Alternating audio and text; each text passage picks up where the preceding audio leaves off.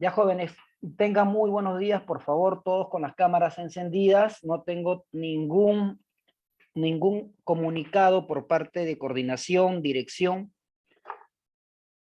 de que algún alumno o alumna no pueda tener la cámara apagada.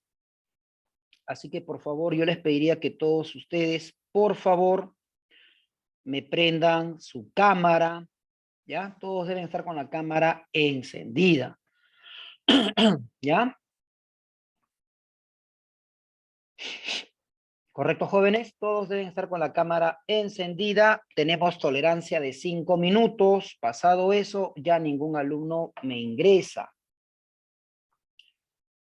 Correcto, muchachos. Entonces tenemos aquí tolerancia de 5 minutos para que todos podamos ingresar.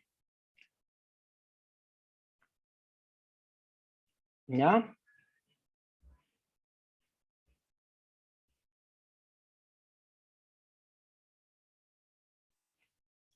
Como siempre les digo, deben tener su constitución política a la mano. ¿Correcto, chicos? Todos deben tener su constitución política a la mano, ¿ya? Es muy importante trabajar la constitución política porque el curso de educación cívica lo amerita. Es obligatorio tener una constitución política del Perú para poder guiarnos, para poder desarrollar la clase y a la vez tener los conceptos bien definidos al momento de desarrollar las clases, ¿no? Vayan leyendo el artículo 83, ¿ya? Vayan leyendo el artículo 83 de la Constitución Política del Perú. El artículo 82 también es un buen artículo para que lo puedan leer, ¿sí? Vayan leyendo el artículo 82 y 83 de la Constitución Política del Perú. ¿Correcto, chicos?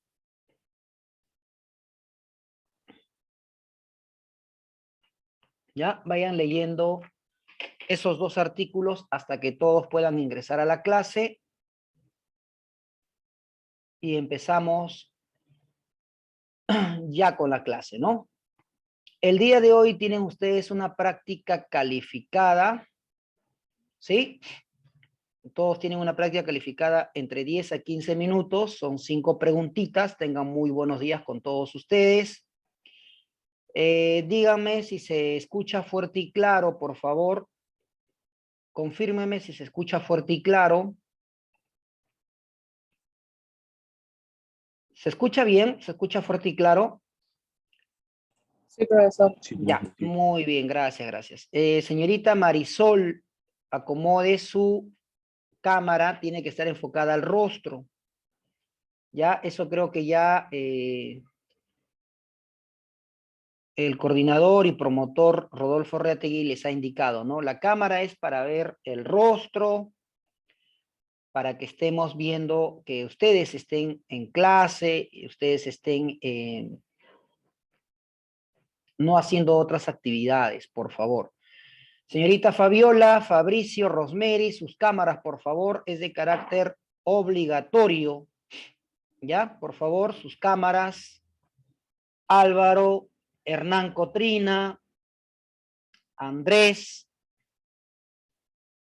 ¿Ya? Todos tienen que estar con la cámara encendida, por favor. Hay una tolerancia de 5 minutos para que todos puedan ustedes tener la cámara encendida. ¿Ya, chicos? Así que, por favor, yo les pediría que todos deben estar con la cámara encendida, ¿ya? ¿Correcto, chicos?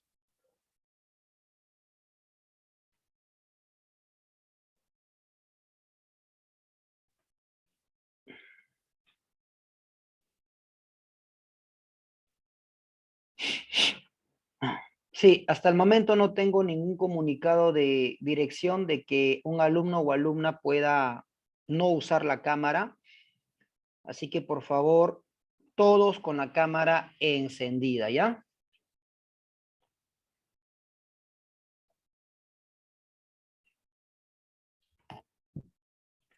Ya chicos, todos deben estar con la cámara encendida.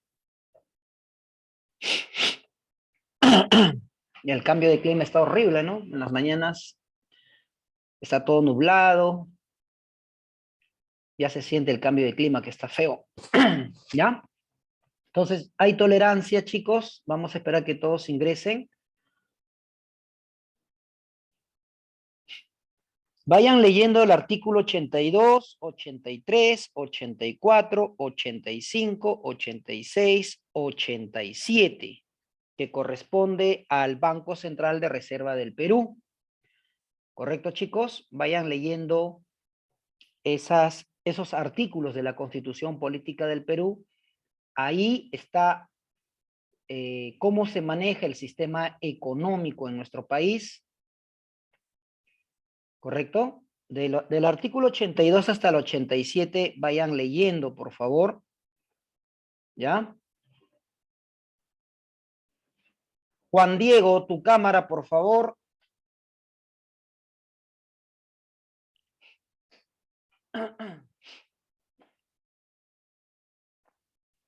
Hernán Cotrina, muy buenos días. Fabricio, tu cámara, por favor.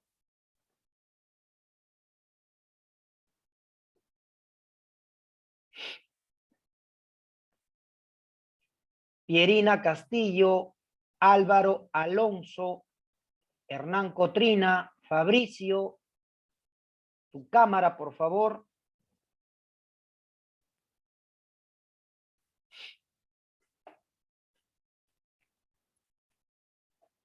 Ya, ahora voy a enviar la asistencia, por favor. Unos minutitos.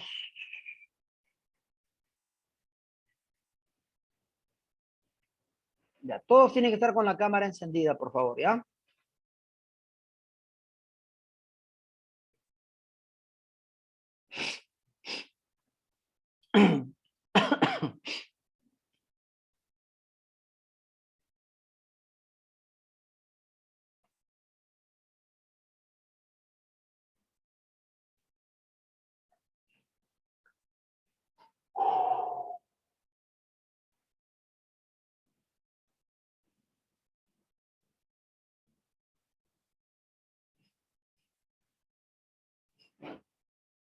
Un ratito, estoy enviando la asistencia de hoy, por favor.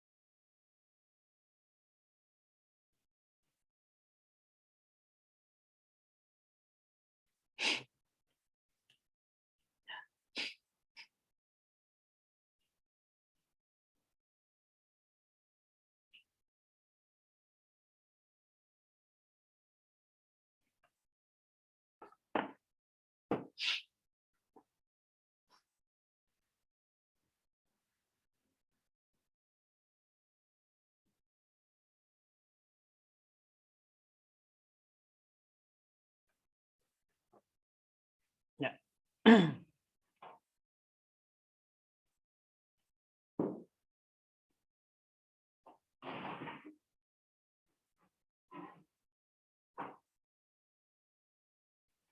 Ya, aquí me está preguntando coordinación que por favor todos deben estar con la cámara encendida. Dentro de un momento va a inspeccionar alumno o alumna que no acata eso, por favor, yo lo estoy retirando del aula. ¿Correcto? Pierina, muy buenos días. La cámara debe estar enfocada a tu rostro, señorita. ¿Sí? Traten de acomodar su cámara, traten de mejorar su cámara. Dentro de un momento, coordinación, dirección. Maestro Rodolfo Reategui va a ingresar y no quiero que tenga que retirar a alumnos de la clase. ¿Correcto?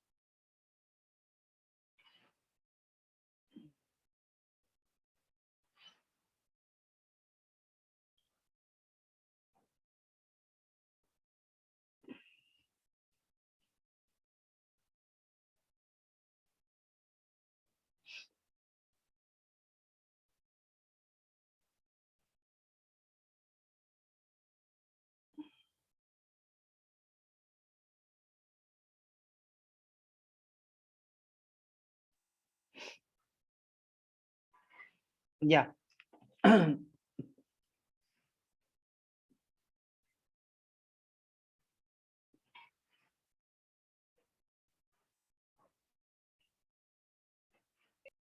Listo, chicos. Ya. Ahora sí, empezamos.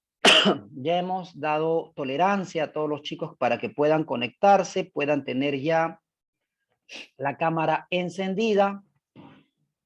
¿Ya? Entonces todos deben estar con la cámara encendida. Vamos a empezar, ¿correcto? Vamos a hacer un poco de historia con lo que corresponde al tema de hoy, el Banco Central de Reserva del Perú.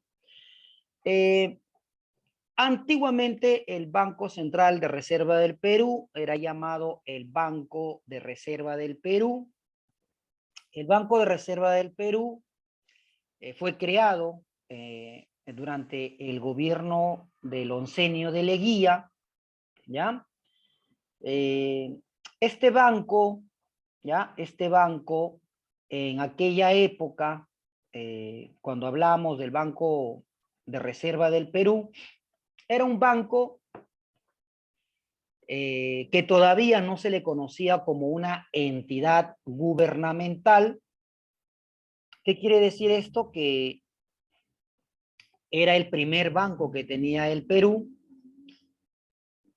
Anteriormente a este Banco del Perú, habían otros bancos que formaban parte de la economía de la época aristocrática. Acá en el Perú teníamos el Banco Italiano. El Banco Italiano posteriormente se hace llamar el Banco de Crédito del Perú, que hasta el día de hoy está funcionando. Teníamos el Banco Francés, así como también teníamos un banco que se llamaba el Banco Latinoamericano. Ese Banco Latinoamericano se fusiona con el Banco Popular Peruano. Y ese Banco Popular Peruano nace lo que hoy es el Banco de la Nación, ¿no? Entonces, en aquella época, estamos hablando 1920, 1930, hacia adelante, todos nosotros nos regíamos bajo la economía del Banco Mundial. Es decir, Estados Unidos estaba desarrollando su economía en base a el sistema bancario, y este sistema bancario se había desarrollado después de que Estados Unidos se había vuelto una gran potencia económica. Después de la Primera Guerra Mundial, Estados Unidos se vuelve una gran potencia económica y como tal, Estados Unidos empieza a prestar dinero a todos los países afectados después de la Primera Guerra Mundial. Entonces, la economía del Perú se centralizaba en el comercio americano, ¿no? Este comercio americano estaba siendo desarrollado especialmente por Estados Unidos. Estados Unidos empezó a prestar dinero a todos los países dañados dentro de la Primera Guerra Mundial. Como consecuencia, para el año 1929, Estados Unidos va a sufrir un daño enorme, ¿no? Lo que conocemos como la caída de la bolsa de valores de Wall Street, ¿no? Entonces cae la bolsa de valores de la Wall Street, que duraría hasta aproximadamente 1933. Para 1934 la economía norteamericana se estabiliza, pero esta crisis económica de la caída de la bolsa de valores de Wall Street fue muy dañino para toda América Latina. Por muchos factores, ¿no? Uno, porque el Perú empezó a comercializar, empezó a desarrollar la venta de petróleo. Acá en el Perú va a entrar la empresa London Pacific Company, una empresa de petróleo, una empresa inglesa. Después acá en el Perú, muchas empresas americanas como Mining Company Corporation, es una empresa que se encargaba de extraer metales y también petróleo, entraron al Perú para poder negociar la importación y la exportación. Pero al momento de sufrir la caída de la bolsa de valores, esto dañó seriamente la economía a nivel latinoamericano. Si hablamos de economía, jóvenes, empezamos entonces. Natalie Campos, muy buenos días, señorita. Muy buenos días. ¿Podría explicar usted en qué consiste la plusvalía? ¿Mm? ¿Qué es la plusvalía? ¿Plusvalía? ¿Qué es la plusvalía?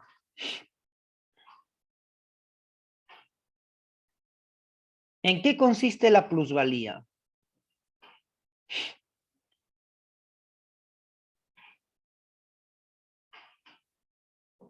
¿De qué trata la plusvalía?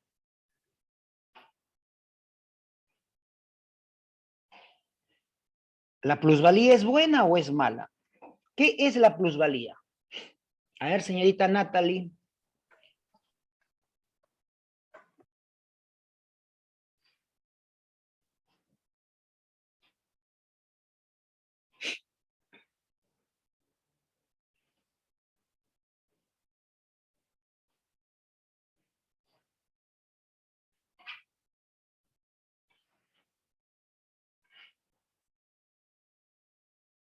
No sabré decirle, pero eso no es el significado.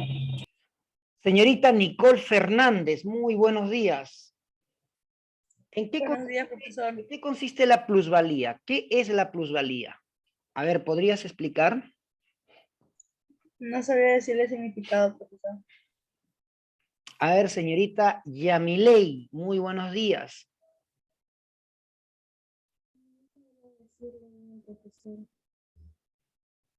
¿Mm? ¿Podría explicar en qué consiste la plusvalía? Tampoco sabría decirle bien, profesor. Valerie Mori, muy buenos días, señorita. Es nueva, ¿verdad? Es nueva, ¿no? Sí. Señorita, no se le escucha muy bien. ¿Podría ahí el ¿No me micrófono? escucha? Ahora sí, ahora sí. A ver, señorita, ¿podría darnos un concepto de plusvalía? Que aumente el valor del precio. Eso sería inflación o sería la inflación mayormente ese concepto. A ver, ¿qué alumno levanta la manito, utiliza el Zoom?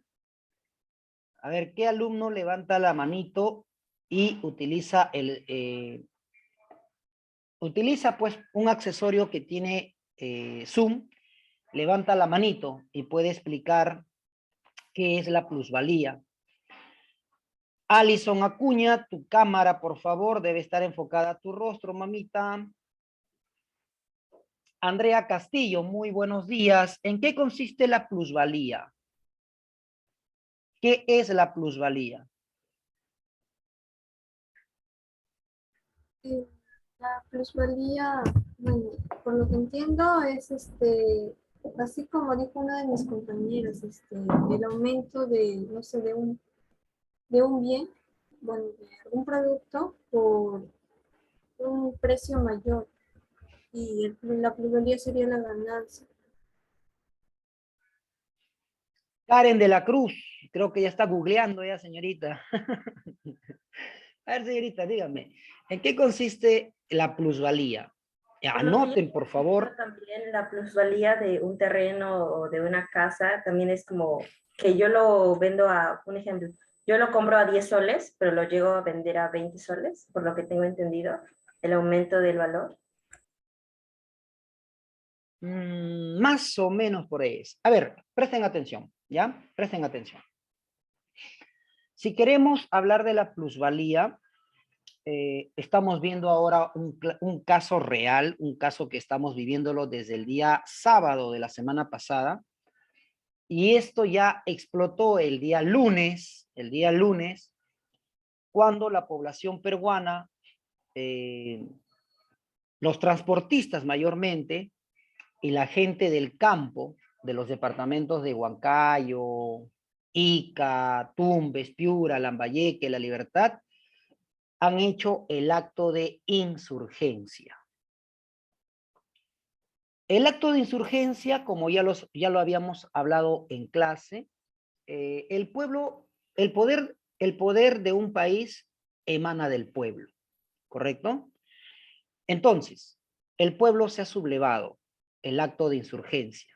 ¿Y por qué? Acá en este tema hay muchas palabras que ustedes tendrían que dominar y tienen que saber, como por ejemplo, Natalie, ¿por qué es importante la huelga? ¿Mm? ¿Es importante la huelga? ¿Por qué es importante la huelga? En parte sí, pero dependiendo cómo se manifiesta la población, porque la gente usa la huelga para manifestar algo con lo que desacuerda o algo que quieren, como en este caso están haciendo con lo del paro y el aumento de las cosas en los mercados. Pero a la vez está mal por los saqueos que están haciendo, que porque están saqueando cosas que en realidad no son tan necesarias, ¿no? Ya, pero la pregunta es, ¿qué es una huelga? ¿Es importante una huelga? ¿La huelga es un derecho?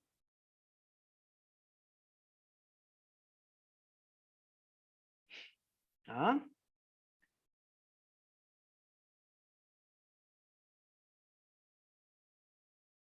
Díganme.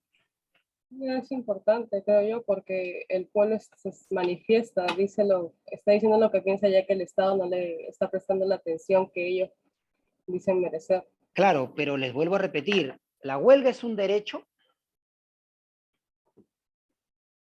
Sí, Ya.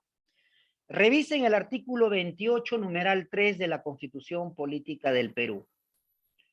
Artículo 28, numeral 3 de la Constitución Política del Perú. Todos tienen que trabajarme con la Constitución, jóvenes. Es muy importante la Constitución. ¿Por qué?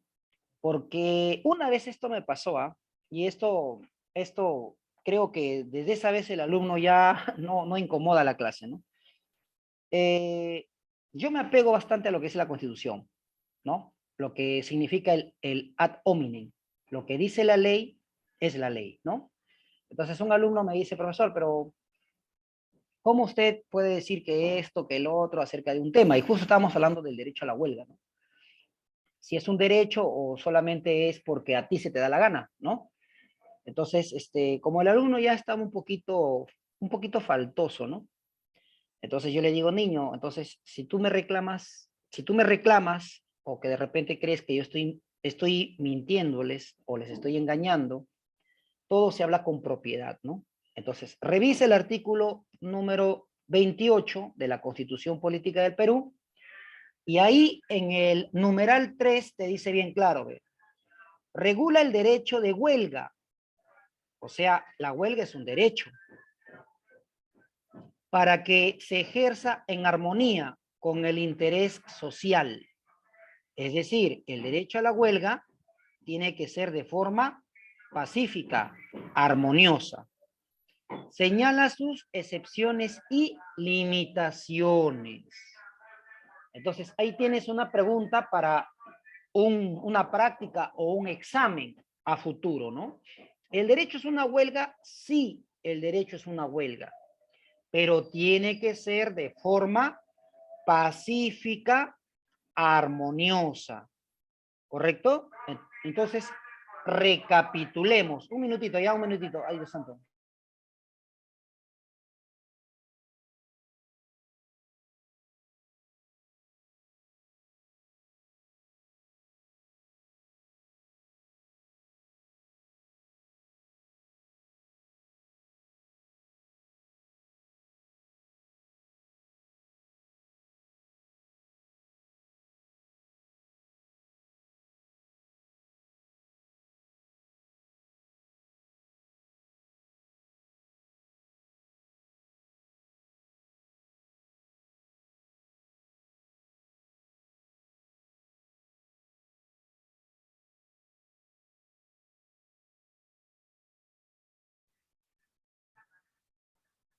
Chicos, está pasando un vendedor y, ah, su madre, qué fuerte. Pero bueno, como les estaba explicando hace un momento, todos tenemos el derecho a la huelga, pero debe ser de forma armoniosa y pacífica, ¿correcto? Ya. Y si yo le pregunto a Andrea Castillo, ¿por qué es importante la huelga, señorita Andrea? Yo creo que la huelga es importante porque, bueno, porque primero es un derecho, ¿no? Y si uno hace una huelga es con una finalidad y yo creo que, bueno, actualmente la finalidad es, bueno, la verdad perdí la idea, disculpen. Ya, anoten, póngale un guión, anoten. Las huelgas son importantes porque se encargan de defender los derechos civiles, constitucionales que hayan sido vulnerados. Te vuelvo a repetir, las huelgas son importantes porque van a defender los derechos civiles y constitucionales que hayan sido vulnerados. Eso va a ser tu respuesta de hoy en adelante. Si te preguntan a ti, ¿por qué es importante una huelga? Ya, una huelga es importante porque tú estás manifestando el reclamo porque se ha vulnerado un derecho civil o un derecho constitucional. Se ha vulnerado tus derechos civiles y constitucionales. Por eso tú vas a la huelga. En este caso, si estamos hablando de huelga, el día lunes, ¿por qué los transportistas, por qué los campesinos se han sublevado contra el Estado? Uno, porque si ustedes se dan cuenta, la gente del campo sufre del monopolio. ¿En qué sentido? La Constitución Política del Perú defiende expresamente y dice no al monopolio, ¿correcto? Pero las grandes empresas, ¿qué hacen? Compran a una pequeña empresa sus acciones y lo compran al 60 y al 70%. No estamos hablando de monopolio, ¿eh? Estamos hablando de acciones. Y como las acciones tienen derechos, cuando una persona compra la mayor parte de derechos y acciones, eres prácticamente el dueño de esa empresa. Y sin darte cuenta, ya hay un monopolio. Entonces, la gente del campo, ¿por qué se ha sublevado? Porque si te das cuenta, si tú te vas a la chacra, te vas al campo, ¿no? ¿Cuánto te cuesta un kilo de papa? 50 céntimos, 80 céntimos. ¿A cuánto lo vendes en el mercado? A 2 soles 50. O sea, más del doble. Ahí está la ganancia por kilo. Entonces, de ahí viene la palabra plusvalía. Por las horas extras de trabajo del empleado, el empleador se hace rico, se hace millonario. Eso es plusvalía. Lo que maneja la plusvalía es que para un empresario, que tú trabajes 10, 15 horas y te paga un miserable sueldo, él se hace millonario. Y eso es lo que está pasando en nuestro país. Desde el 2016 no ha subido el sueldo básico. 930, 930, 930. Ahora, desde mayo, el sueldo sube a 1025.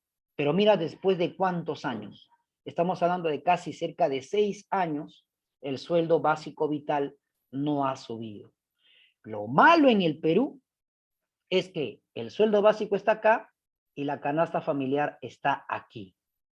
Eso es lo malo, cuando debería ser al revés, ¿no? El sueldo básico debería estar aquí y la canasta familiar debería estar aquí.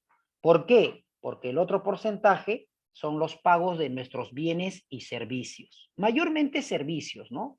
Luz, agua, cable, internet, celular, cositas así, ¿no? Entonces, ahí vemos claramente cómo la economía en el Perú está mal, pues, ¿no? Está mal direccionada.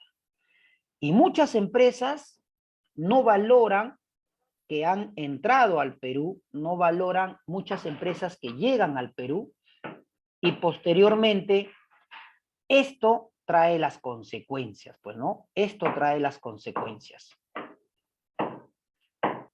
Por tal motivo es que hoy en día el Perú ha tenido este problema desde el día lunes, ¿correcto? Desde el día lunes ya el pueblo peruano ha tenido fuertes problemas y estos problemas se dan porque lastimosamente el Perú, el Estado peruano, se deja manipular por empresas públicas y también más por las privadas. ¿Ya, chicos? ¿Preguntas, dudas? ¿Preguntas? Fabricio, tu cámara. Álvaro, Ani, tu cámara. ¿Correcto? Por favor, acá me indica coordinación y dirección que por favor todos deben estar con la cámara encendida. ¿Sí? Todos deben estar con la cámara encendida, por favor. ¿Sí?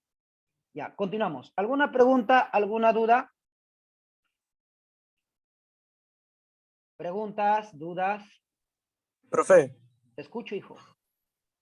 ¿podría volver a explicar lo de la plusvalía? Ya. La plusvalía indica de que por horas extras de trabajo, el empresario se hace millonario, ¿no? Entonces, ¿esto qué quiere decir?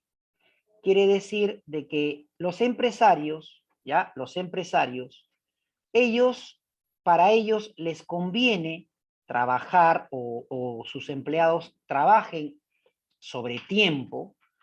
¿Por qué? Porque antes las horas extras se pagaban. Entonces, ahora, ¿qué dicen? No, te vamos a dar días libres. Eso es lo que ahora ellos manifiestan, ¿no? Hacen una permuta. Eso se llama permuta, ¿no? Dicen, ¿qué te parece si tú cumples 24 horas? ¿No? Tienes 24 horas. De esas 24 horas yo te pago 12 y las otras 12 horas yo te doy un día libre. ¿Me entienden? Entonces, eso se llama permuta. Entonces, muchos empresarios hacen eso, pues, ¿no? Tienes 24 horas que has trabajado, yo te voy a pagar por 12 y las otras 12 horas te doy un día libre. Pero esas 12 horas que ya te dio de trabajo, por esas 12 horas de producción, el empleador se hace más rico. Y eso es lo que muchas empresas desarrollan hoy en día. Juan Diego, tu cámara. Señorita Pierina, su cámara. Rosemary, su cámara, por favor, debe estar enfocada al rostro. Eso es lo que me indica acá coordinación. Entonces, en ese aspecto es lo que hay muchos problemas en el Estado peruano. No se regula esta parte de la economía. Y hoy tenemos, pues, las consecuencias, ¿no? El día lunes, por ejemplo, que yo fui a trabajar tranquilamente a Huaycán, había carro normal a partir de las 6 de la mañana, ¿ya? Pero para regresarme fue el problema. Si de aquí donde yo vivo, de Comas a Huaycán son 4 soles, para regresarme de Huaycán a donde yo vivo, salía 10 soles, ¿no? ¿Y eso por qué es? Porque cuando se da huelgas, paros, automáticamente los transportistas sacan provecho de eso, los taxistas sacan provecho de eso y te cobran un monto exagerado ya, ¿no? Entonces, desde el día lunes ya se ve cómo la economía peruana empezó a reflejarse, ¿no? Y ustedes se preguntan y dicen, ¿por qué el arroz, el azúcar, la papa, los tubérculos, las verduras ha subido, ¿no? Y todos de frente dicen, no, es por culpa del presidente, ¿no? Aquí, señores, el presidente no tiene nada que ver. Por si acaso, acá yo no estoy defendiendo a nadie. Si no, te vuelvo a repetir. Aquí el presidente no tiene nada que ver. Y te voy a decir por qué. Como ustedes saben, el presidente es prácticamente la persona que se encarga de representar al pueblo, ¿correcto? El presidente es la máxima autoridad. Pero este problema del alza de los precios no empieza en su gobierno. Este problema ha empezado muchos años atrás. Y esto se ha dado desde que el Congreso de la República, que ha sido más o menos entre los años 2014 y 2016, la mayor fuerza en el Congreso ha sido Fuerza Popular. Y cuando pierde las elecciones Keiko en el año 2016 y gana PPK, el Congreso llegó a tener más del 70% de congresistas fujimoristas.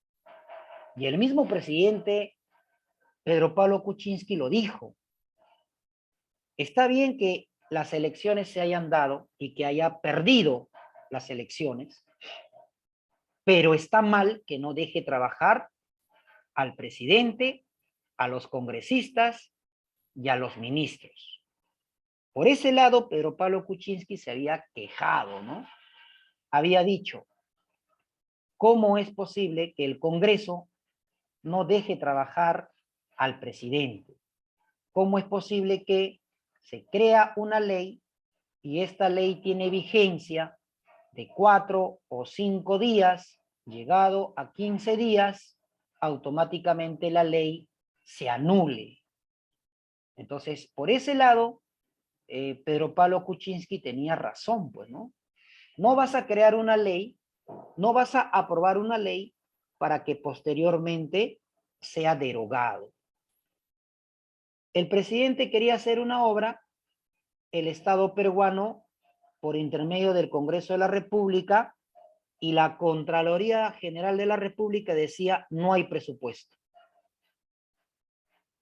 Y la pregunta es, ¿cómo no va a haber presupuesto si años atrás, del 2016, 2015, la economía del Perú estaba estable, con una gran proyección económica, y que el Perú generaba más de 250.000 millones de dólares que debería ser invertido para el 2016?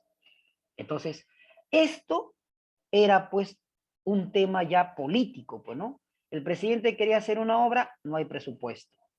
Se presenta un proyecto, uy, ganó Odebrecht. Y ahí empieza a destaparse tantos problemas. Por tal motivo, miren la importancia que tiene el Banco Central de Reserva del Perú.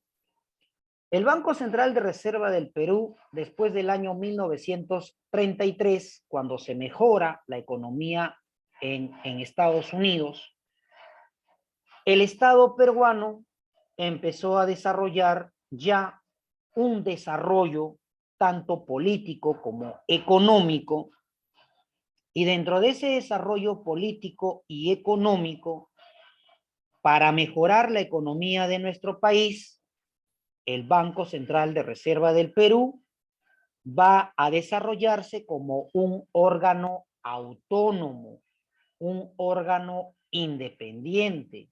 El Banco Central de Reserva del Perú posee un sistema monetario que dentro de un momento lo vamos a analizar. Aquí, por ejemplo, vemos algunos datos muy importantes del Banco Central de Reserva del Perú. Desde el momento de su creación del año 1922, el Banco de Reserva del Perú tuvo una modificación en el año 1929, cuando el Perú en aquella época estaba utilizando la famosa moneda, la libra peruana, que pasa a llamarse el sol de plata. E incluso en el gobierno del Banco Central de Reserva del Perú llegaría la famosa misión Kenmer. ¿De qué trata la misión Kenmer? Esta misión Kenmer fue un experto norteamericano que empezó a llegar al Estado peruano para posteriormente desarrollar su plan Kenred. Este plan Kenred indicaba que deberían empezar a desarrollar la macro y la microeconomía. Y la misión Kenmer decía, pues, ¿no? Trabaja de forma ordenada. 2, incentiva a tus empleados y tus empleados producirán más en su trabajo. La misión Kenmer también apuntó a lo que es la importación y la exportación. Gracias a la importación y a la exportación, el Perú empieza a producir nuevos productos que van a ser vendidos al mercado.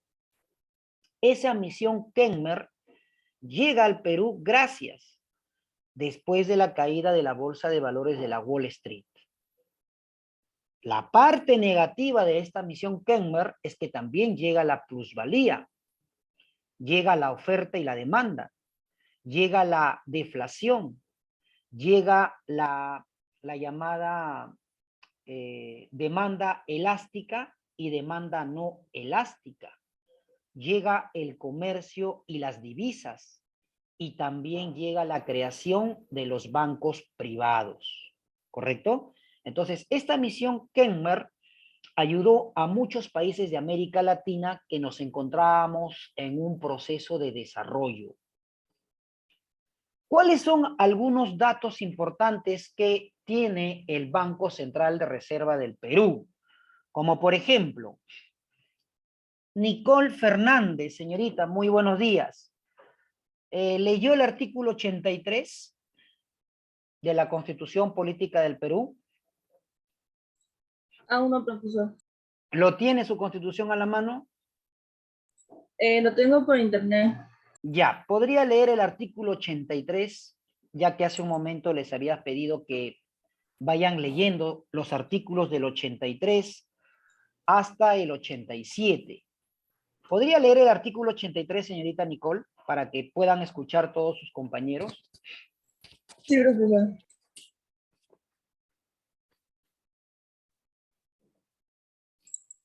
Artículo 83. La ley determina el sistema monetario de la República. La emisión de billetes y monedas es facultad exclusiva del Estado. La ejerce por intermedio del Banco Central de Reserva del Perú. Ya, listo. Entonces, si en el examen o en las preguntas de práctica te indica, ¿no? ¿Cuál es el órgano autónomo encargado de crear monedas y billetes? En el Perú es el Banco Central de Reserva del Perú. Profesor, ¿y si el Banco Central de Reserva del Perú crea más dinero de lo que ya se ha establecido, qué efectos trae? Inflación. Punto 2.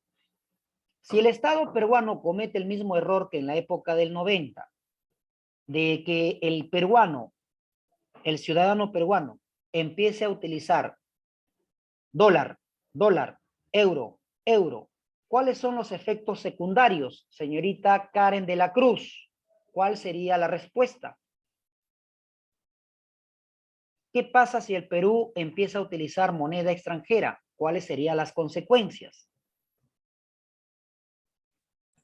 Según lo que tengo entendido, los precios subirían y habría un desbalance en el Perú.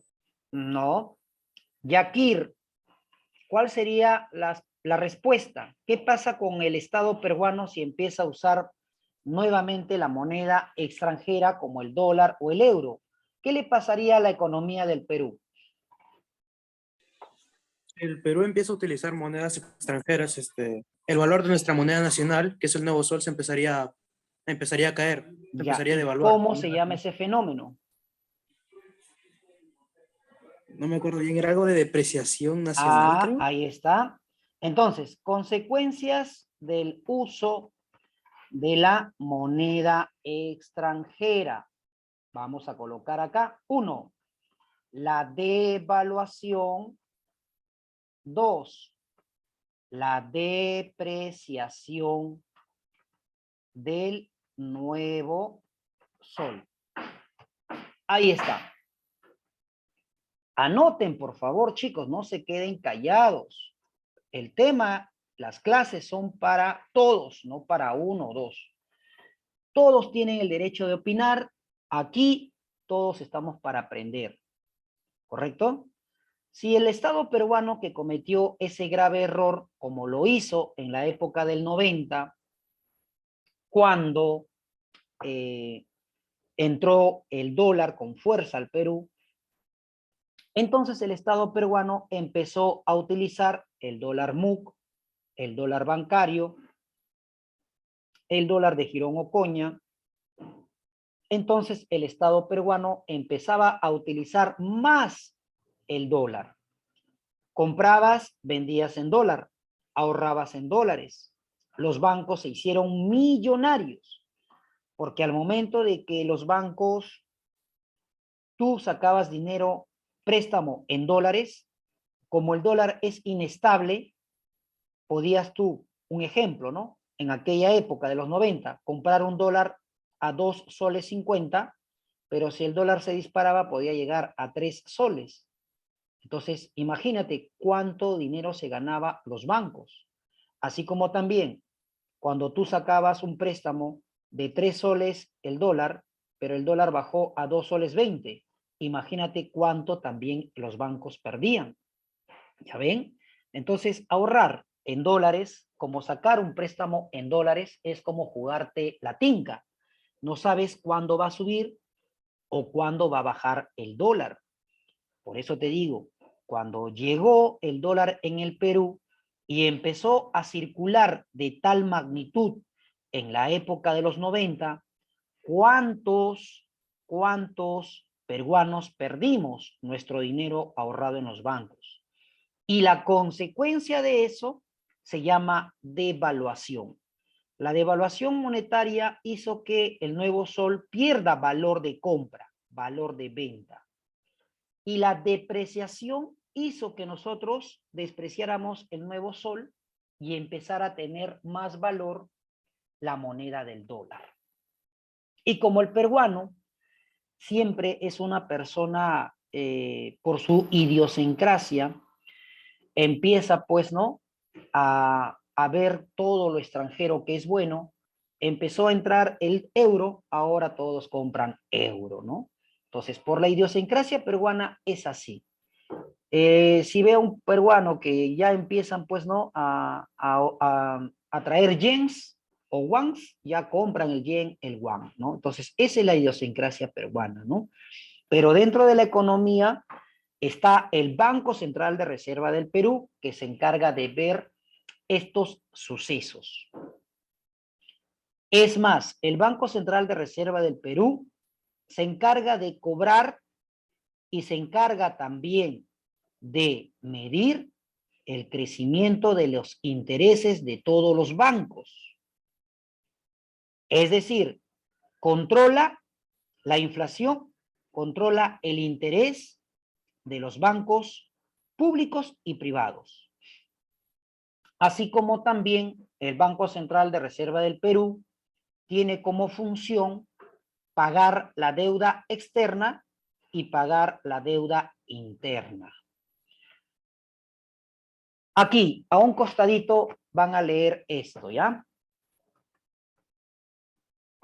El Banco Central de Reserva del Perú trabaja junto a la SBS y AFPs. Ahí lo tienes. El Banco Central de Reserva del Perú trabaja colindantemente con la SBS y AFPs. La SBS, que también lo vas a encontrar en la Constitución Política del Perú, la SBS es la Superintendencia de Banca y Seguros. La SBS, al igual que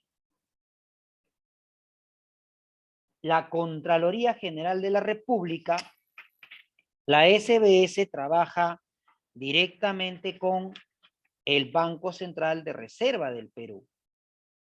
La única diferencia es que cuando un banco, ya un banco, mayormente un banco privado, empieza a cobrar altas tasas de impuestos, o en la mayoría de los casos empieza a cobrar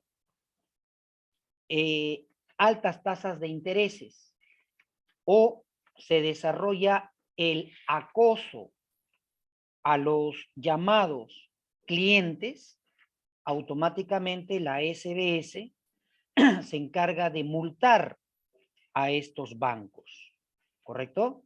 Por eso se llama Superintendencia de Banca y Seguros. La SBS cumple esa función. Artículo 87, señorita Karen de la Cruz, ¿podría leer? Artículo 87.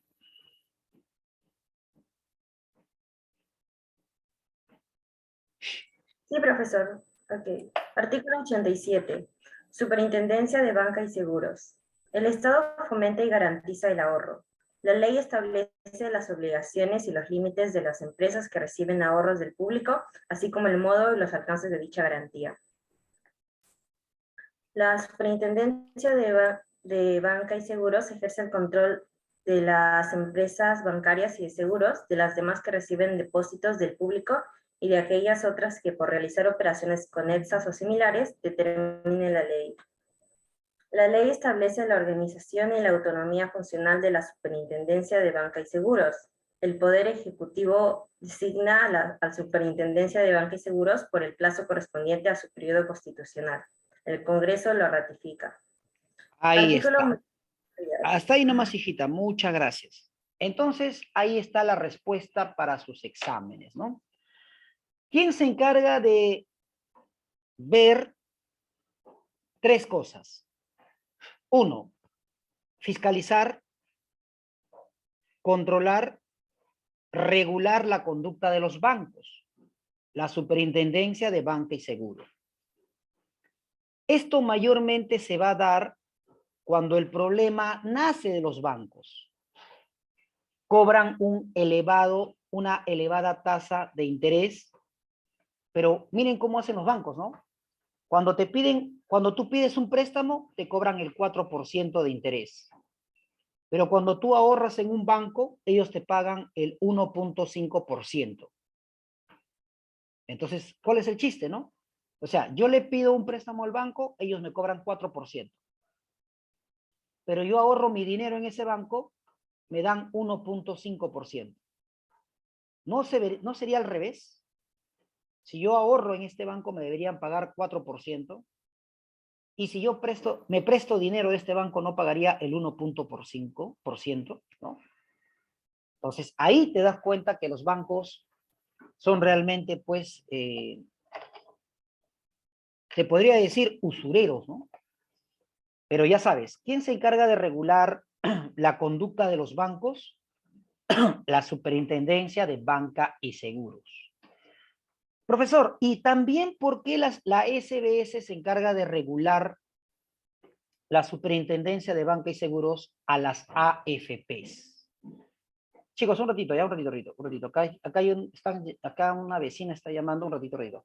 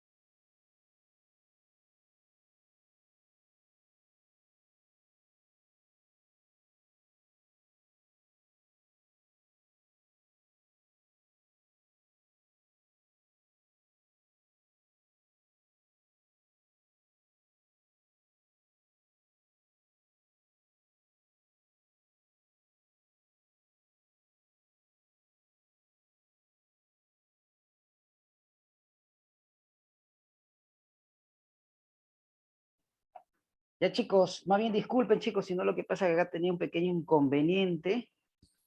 ¿Ya? Continuamos. Entonces, si ustedes revisan el artículo 87, te dice bien claro, ¿no? La SBS. La SBS también se encarga de controlar las AFPs. Entonces, Andrés Carmenes, muy buenos días, Andrés. Buenos días, profe. Tu camarita, por favor, y prestan atención. ¿Qué son los fondos de pensiones? ¿Mm? ¿En qué consisten los fondos de pensiones? ¿Y cuántas clases de fondos de pensiones hay en nuestro país? Los fondos de pensiones son los aportes que realizan las personas. ¿Ya? ¿Y cuáles son esos fondos de pensiones en el Perú? Te voy a ayudar, ¿ya? Son dos. ¿Y cuáles son? Una en la privada ¿Ya? y la otra no me acuerdo, profe. No te acuerdas, ya. A ver, Yakir, ¿cuáles son esas dos fondos de pensiones?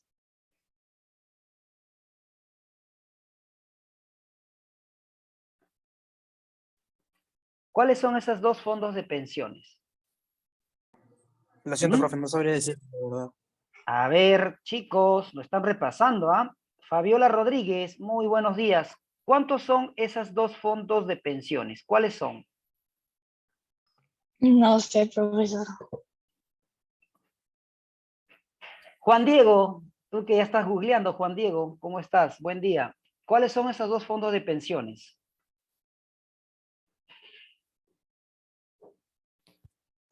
No, profe, tampoco sé. Señorita Marisol, la confianza está depositada en usted. Mueve su cabecita usted. A ver, anoten.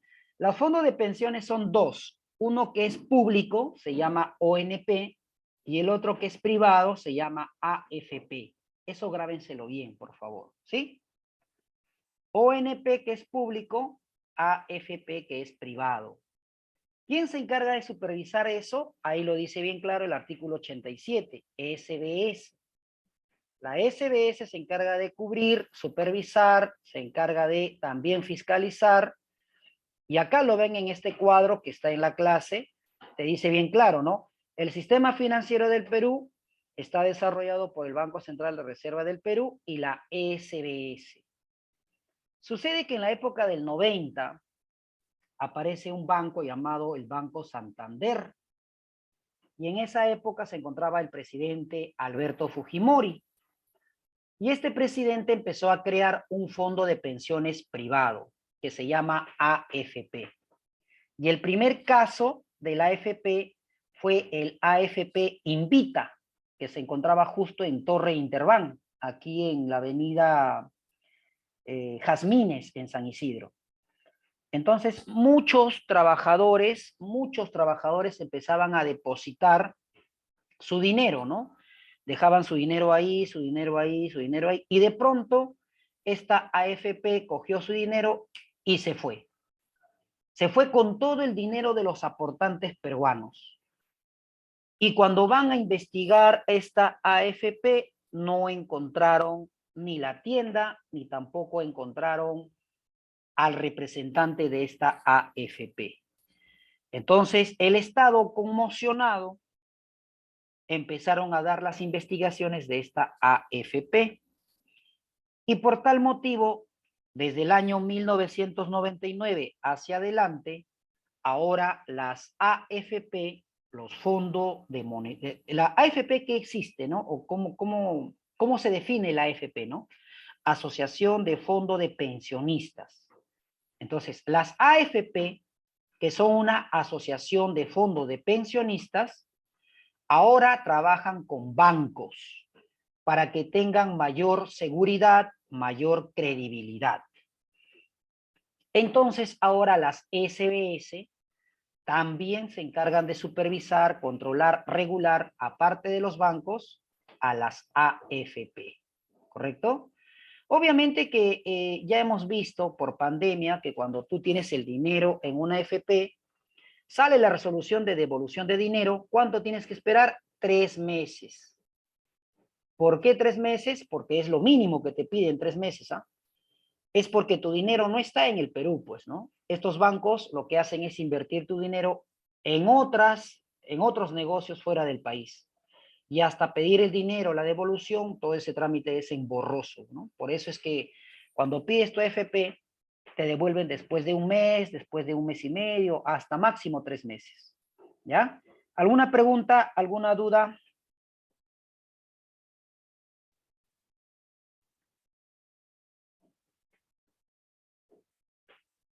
Échate un ratito. Profesor, Te escucho, hija.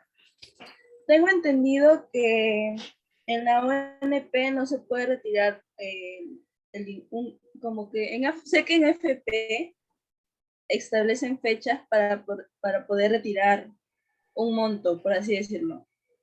Claro, Pero ¿por qué en la ONP no se puede? ya. Sucede que, como les vuelvo a repetir, son dos fondos de pensiones diferentes, ¿ya? La ONP es público, la ONP es del Estado. Entonces, el dinero del Estado, ¿dónde se ubica? ¿Dónde se encuentra el dinero del Estado? Artículo 82. A ver, ¿quién puede leer el artículo 82? ¿Quién tiene su constitución a la mano? Que hace un momento ya lo hemos dicho desde el inicio de la clase. ¿Quién tiene su constitución a la mano, chicos?